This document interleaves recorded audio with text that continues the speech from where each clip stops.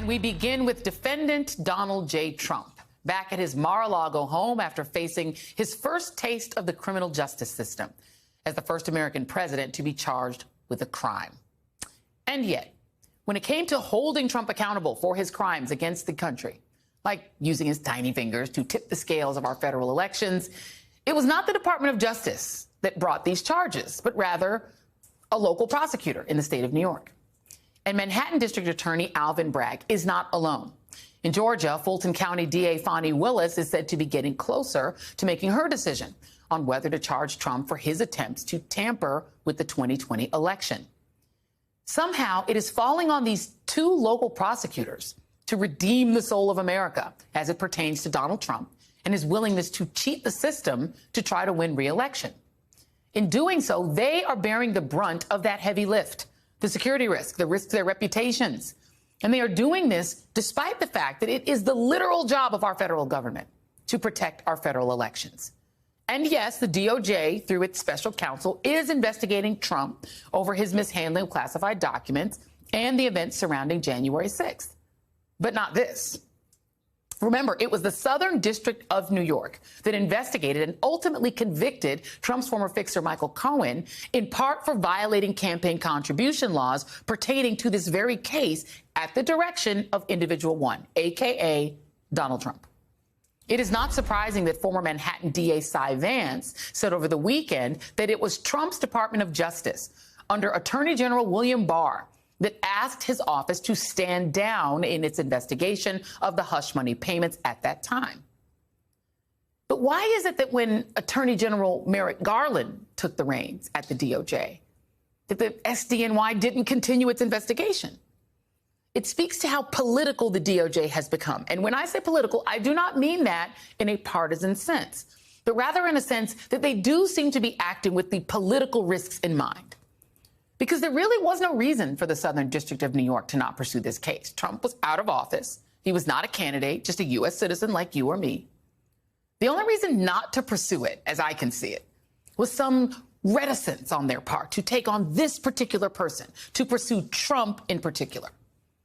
And it is hard to argue that that would have been the case with any other former politician. And that brings us to where we are today, where it has been left to local prosecutors to pick up the pieces of the case, doing what the DOJ and the SDNY should have done from the start. Joining me now is Andrew Weissmann, MSNBC legal analyst, former FBI general counsel, and former senior member of the Mueller probe. Andrew, it is so great to see you in person. Yes. So, last night, when we were on our big set and we were all together talking about this case, my good friend Lawrence O'Donnell, the brilliant Lawrence O'Donnell, he brought up a possibility of one reason why the DOJ let it go. And it was that Michael Cohen had refused to do a full proffer of everything he'd ever done in his life, which would be the normal course. Give us all your potential crimes. So he presented that to Michael Cohen's attorney, Lanny Davis. And let me play you Lanny Davis's answer last night on The Last Word. Take a look. Why did Merrick Garland, is what you're asking me, not proceed? Well, something called January 6th occurred, the inauguration occurred, and Merrick Garland probably made a practical judgment, not necessarily one that I would applaud, not to look back and prosecute Donald Trump, who had just left office. Probably he made the judgment, we have better things to do, but that's the second guess that we all can make about Merrick Garland. Does that track to you? No. It doesn't track. First, I think it's a really important and terrific topic. Everyone knows what happened with Barr. That's easy. You know that you want to talk about politicization. He's just like, you know what, this is my guy, hands off. Just killed the case. I think I want to give one benefit, though, even though it is totally unfair that the states are sort of carrying this burden, as you said, which is, if there were to be a Republican president again, these state charges in Georgia and in Manhattan, they stick because a federal pardon cannot affect them. So, that's a good one. Even though that doesn't really totally address your issue, which is why was there dereliction of duty, but I'm just saying there's this unintended benefit, which is that if the states are going forward and you have Georgia and New York, they will actually stay. Yeah. But that doesn't really, I can't imagine that was the thinking of Merrick Garland, which is we're not going to do this because I want to sort of have the state piece of this. The reason I don't think that it totally tracks is if you look at the Department of Justice and what they were doing on the January 6th case before the actual January 6th committee hearings, there was very little movement in terms of looking at the White House. There was a ton of action with respect to the people who actually attacked the Capitol. But if you look at what Merrick Garland was doing, it's not like that Lanny Davis's point is, oh, well, he was busy looking at the White House in connection with January 6th, so there's only so much they can do. Yeah. They just, first of all, it's a very large department. They can actually do both. Multiple things, yeah. And they really weren't pursuing Donald Trump in any form. Until they were sort of, in my view, sort of embarrassed and given cover by the January 6th committee to say, like, what on God's green earth are you doing?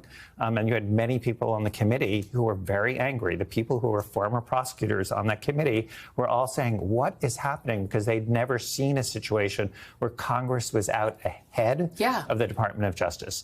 So I think the best that can be said for Merrick Garland is he was thinking that it will look like we are politicizing the Department of Justice if we do this. Right. When your point, which I think is the right one, which is by not doing it, you are actually politicizing the DOJ because you're taking that into account. Yeah. And I think that the better course is to what we were told when I was trained as a young lawyer is, you know what, do the right thing.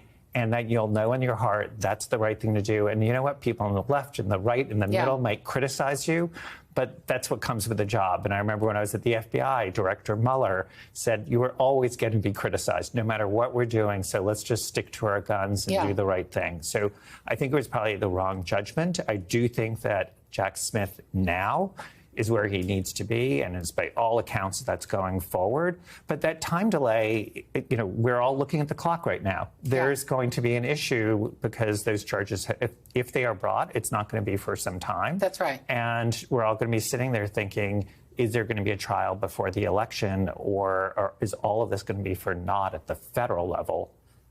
Because these were brought too late. And I think even the appointment of Jack Smith, which to me felt like I need to put some distance, right? Like the DOJ itself, to me, as an outsider looking in, should have had within it the capability of doing this investigation without adding this layer in between.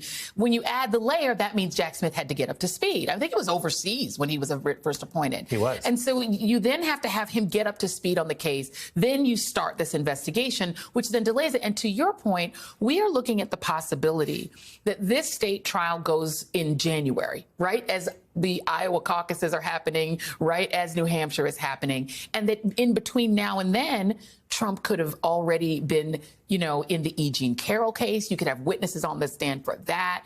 You could have the Georgia case coming. It's like, I feel almost as if Garland's DOJ has created a train wreck in trying to prevent politicization. Yeah, it'll remain to be seen. I'm not sure. At the end of the day, you could end up in a different situation. Just to play out a sort of a different hypothetical, is you could end up with 4 separate criminal cases, 2 at the state level, 2 at the federal level. The Mar-a-Lago case, because it's relatively easy in the sense it's a narrow set of facts, that could actually jump forward quite quickly in terms of when there's an actual trial, and that could happen before an election. But I agree with you. If the issue is holding someone to account, you have somebody president who, while they're in office, the Department of Justice says you can't prosecute the person. Then they leave office. If the Department of Justice says, well, let's just look forward, not backward, you have a de facto system, which is the president is never going to be held to account. When the Mueller investigation, we had volume 2 was all about obstruction of justice. 11 counts. And I was sitting there thinking, well, if you never are going to vindicate that, why have a special counsel in the future? Yeah. Because you're basically going to say, you know what, they can obstruct while they're a president, and there's nothing you can do about it because you can't bring the case. And all you have to do is wait till you're no longer president, because then you're going to look forward. Yeah. So it's a totally good point about the Department of Justice really just needs to bite the bullet. And yes, they'll be criticized. Sure. But you know what? That's where you're paid the big bucks. It's the Nixon-Ford situation where you say, you know what, it's too hard for the country, but then it ends up being that you're incentivizing the next lawless president to say, I'm good, I just need to get elected. Let me ask you about Mike Pence. So Mike Pence is now not going to fight it. He's going to go ahead and he's going to testify. Significance of that?